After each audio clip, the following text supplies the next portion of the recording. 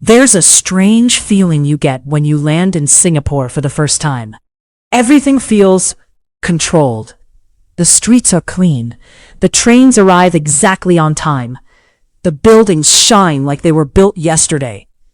And then someone tells you this tiny island with almost no natural resources, no oil, no massive land, no huge population, became one of the richest places on earth. And suddenly the question hits you. How? Because Singapore wasn't supposed to win. And maybe that's exactly why it did. Years ago, Singapore looked nothing like the country we know today. It was poor, crowded, uncertain. When Singapore became independent in 1965, many people believed it wouldn't survive. Imagine being born into a situation where the world already expects you to fail. That feeling? A lot of people understand it deeply. Maybe you grew up feeling behind. Singapore understood that feeling. And pressure changes people. Sometimes it breaks them. Sometimes it sharpens them.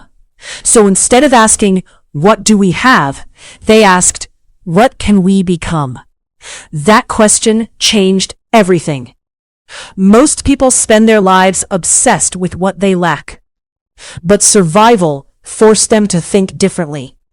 And survival is a strange teacher. It removes excuses. If the country stayed average, it would disappear. So Singapore became obsessed with excellence. Perfection is about ego. Excellence is about survival. Singapore focused on long-term trust because money flows where trust exists. People crave certainty, even powerful people. Singapore became the financial heartbeat of Asia.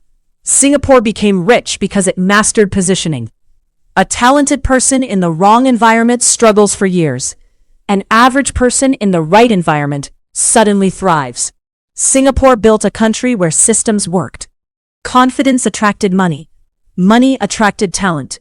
Talent attracted more money. Singapore stopped seeing itself as weak. Reliable sounds boring.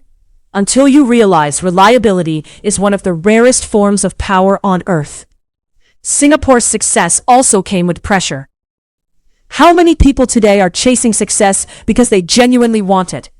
And how many are terrified of falling behind? Behind every shining skyline, there are sacrifices people don't see. A tiny island with almost nothing built itself into a global financial empire. It's about what happens when someone stops focusing on limitations and starts building around possibility. You don't need perfect conditions to begin transforming your future. A small country the world underestimated became impossible to ignore. And maybe the most dangerous thing about being underestimated is that nobody notices your rise until it's already too late.